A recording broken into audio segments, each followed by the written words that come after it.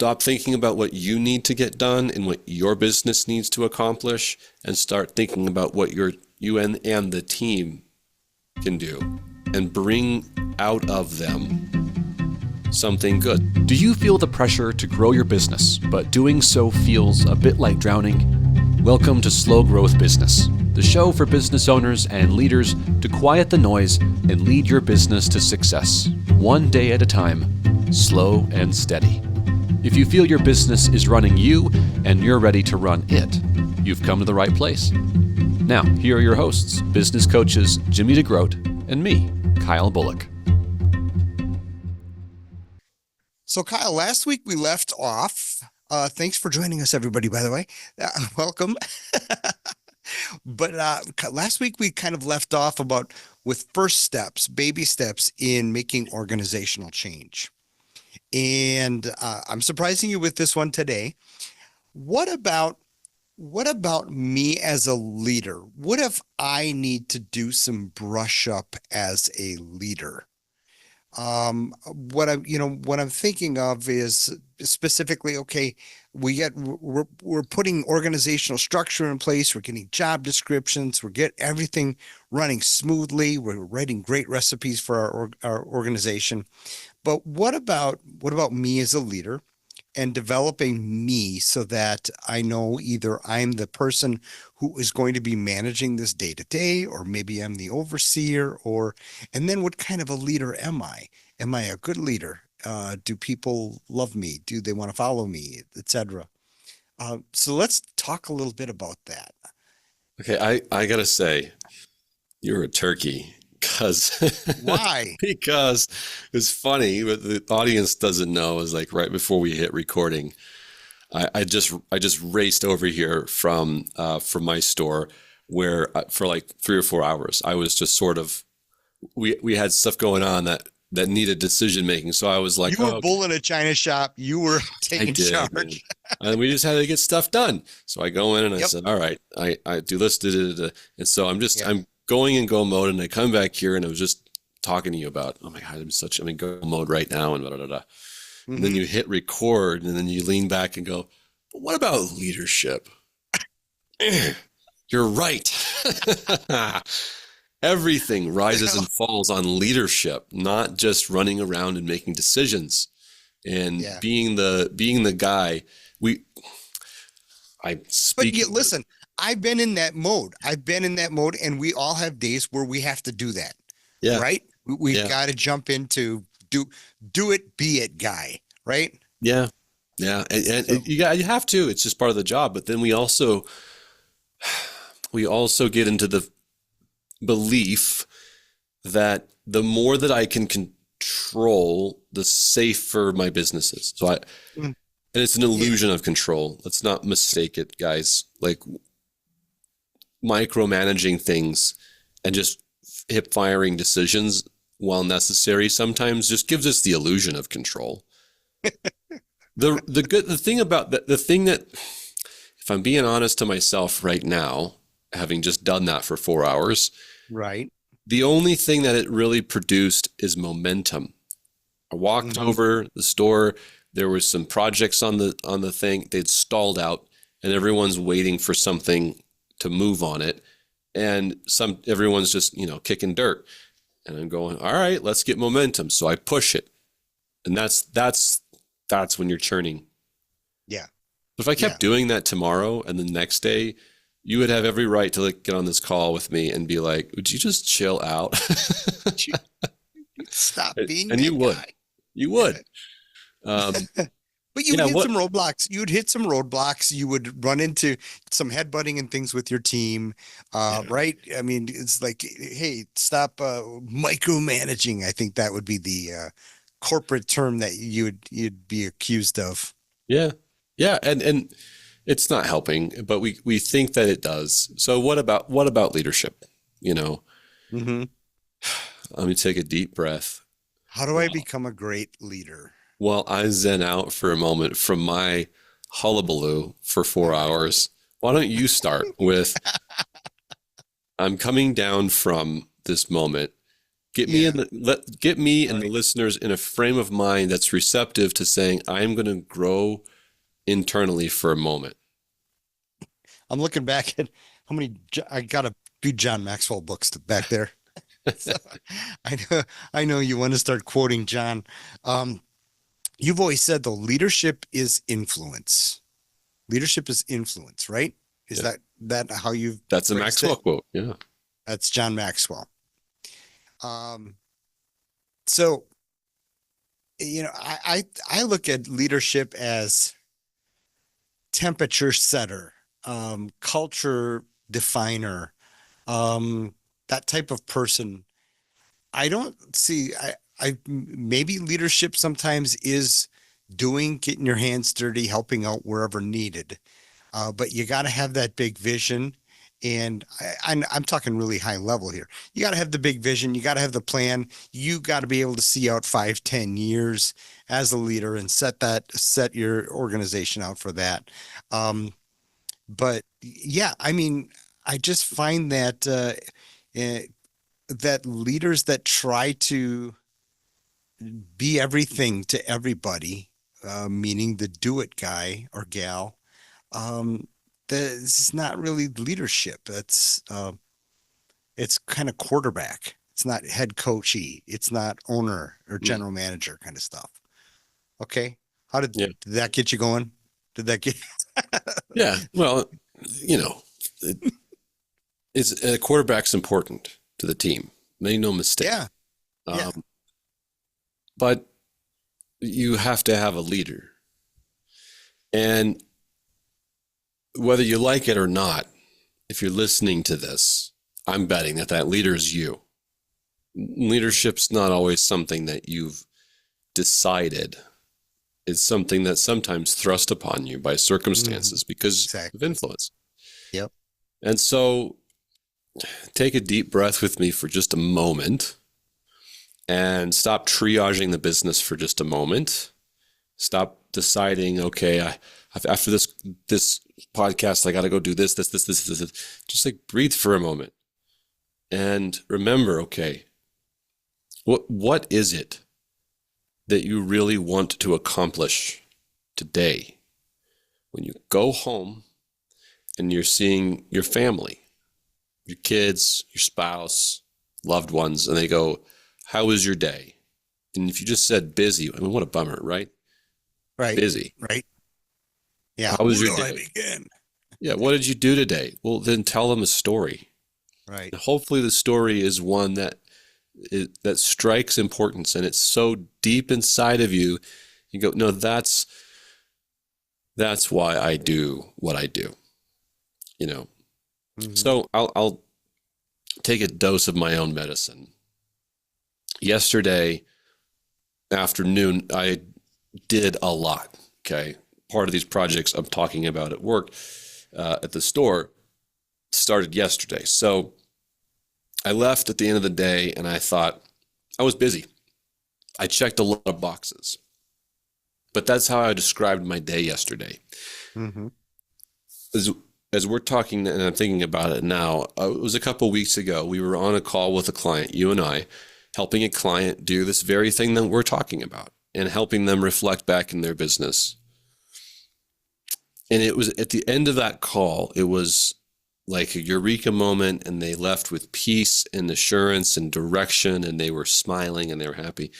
And then we kind of lingered on the call after when they left, and we talked about, oh, that was so great. And then I hung up and I went home. And my wife goes, how was your day? And I went, man, it was fulfilling. This is what happened. Okay. Yeah. That difference, that key difference between those 2 days and the way I described them is the difference between being the quarterback and being the head coach, right? The owner. Exactly. Yeah. Yep.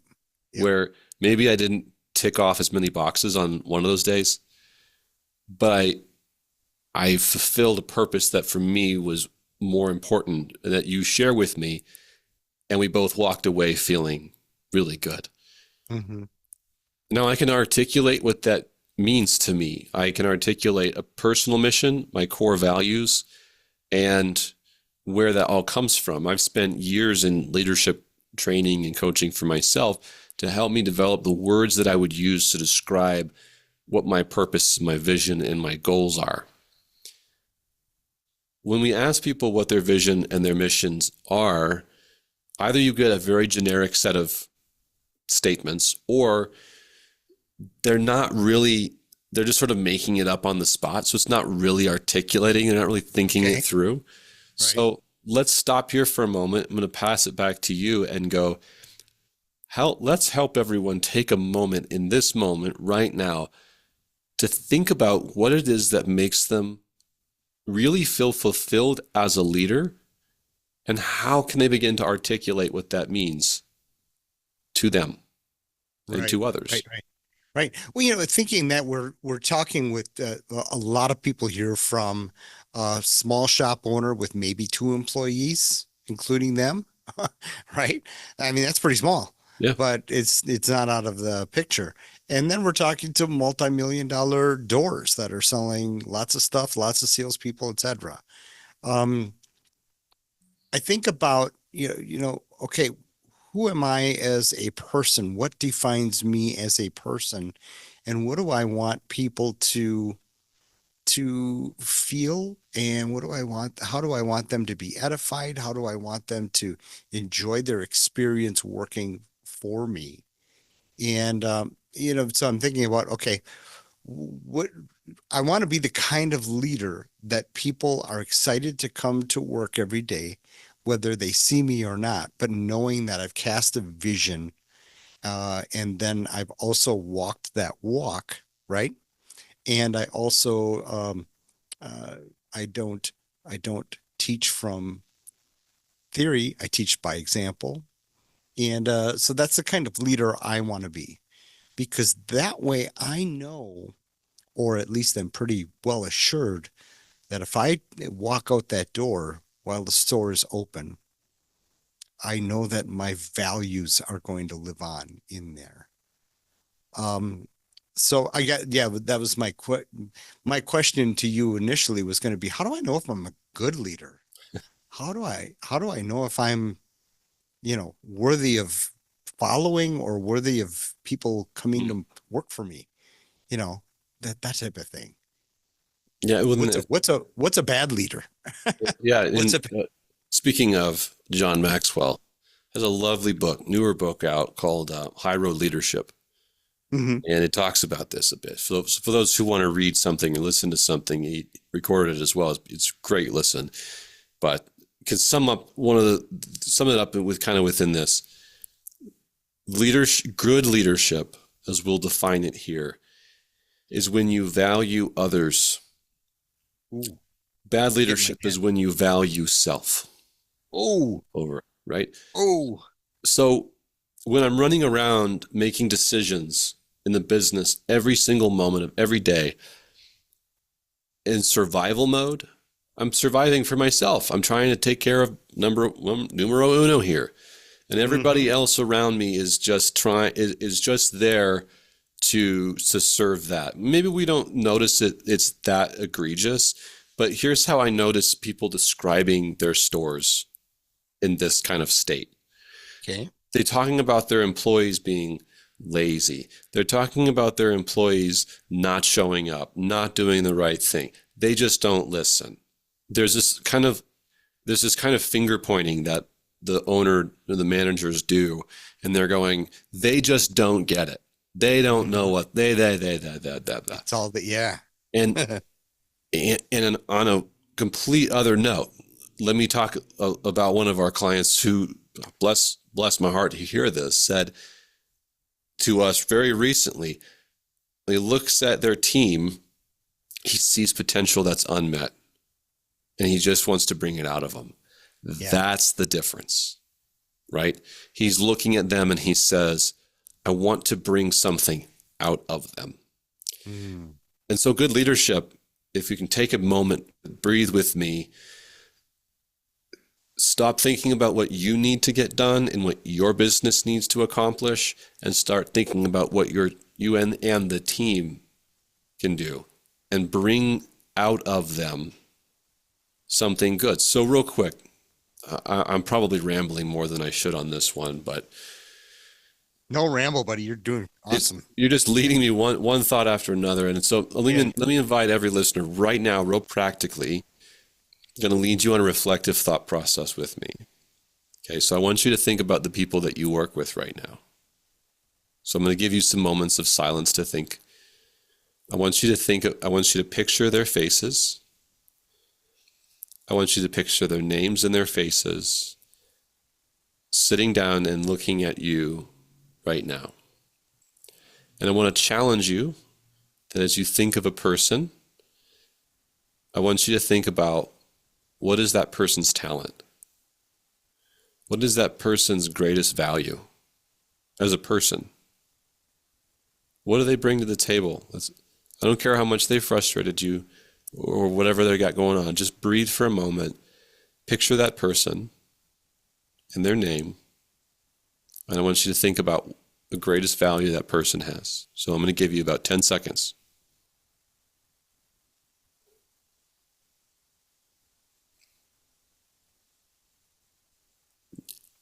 Now that you've thought about that person and the greatest value, I want you to now ask, how can I bring out that value more in that person? How can I grow that person in that area now? So you formulated a plan last week. We had some ideas of what we don't want to be and what we do want to be. And this week, as we think about your team and becoming good leaders, let's think about the greatest values of your team. What can you do to bring out that great value in that person? Wow. I don't feel like we can move on. I feel like that's, but not only a great place to end, but a great place to dwell for a while. Doesn't that make sense? I need to, honestly. Yeah. I mean, I just said it, but I also was like, oh my God, I got to sit here and I want to think about my team and who we work with and do that. So there you go. Let's do that. You and I have the opportunities with some of our clients right now to be doing that. So I'm excited about that. Yeah. To move into that. And, you know, there's a million follow-up questions. And the irony of our discussion right now is just this morning, I submitted an article to a sales magazine in the jewelry business about when you need to let this person go. And it was inspired on your thoughts last week, or you and I talked a little bit about earlier this week about the fact that, you know, it's the health of the business. The business is why we're here. I won't go into this right now too much, but it's just, you know, there are some, while right here we're talking about really cherishing these people and working with these people, still ultimately it's got to be about business, and but yet still working with edifying, feeding, growing these people is going to help the business, and we can all have a great time doing it. There's just sometimes when we have to say goodbyes, and that's, you know, that's another podcast, right? Yeah, another podcast. So yeah, I mean, I would seriously challenge yourself is to, how can I be the leader that I want to be? I don't want to say better leader. I want to say leader that I want to be. You know, and I love that, thinking about your people. We're trying because to now, yeah, you're going to be focused on them. You're going to be not self-centered. You're going to be people-centered.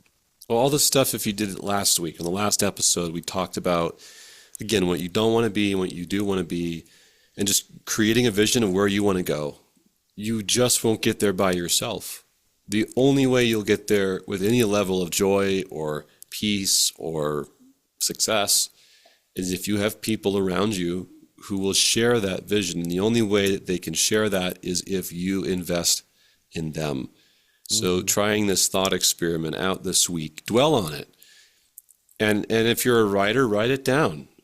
The person, their name, and their greatest value, then answer the question, what can I do to bring that value out more in that person or grow it into something even bigger? Yeah. Yeah.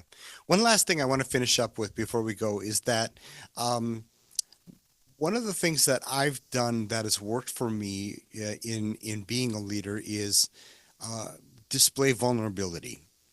And when I say vulnerability, I refer to a session where I had with my team that I just said to them, I just got here and nobody else was going to wanted to be the manager. So I'm the manager. So you guys got me. You have so much more experience than myself. You've got more time invested in this. I'm going to make decisions, but I'm only going to make decisions with your input after I've gotten everybody's input. So there was a vulnerability there where basically I don't know how to do this, but with your help, I'm going to do it. Hmm. And maybe that's a topic for another podcast, but vulnerability can be an amazing display of leadership in a few different ways. So I don't know what John Maxwell has to say about that, but I'm going to get that book. What was the name of the book? High Road Leadership. One of the newer ones. It's really good. Okay. You know me. I will be listening to that tomorrow morning when I drive to work. Yeah. Awesome.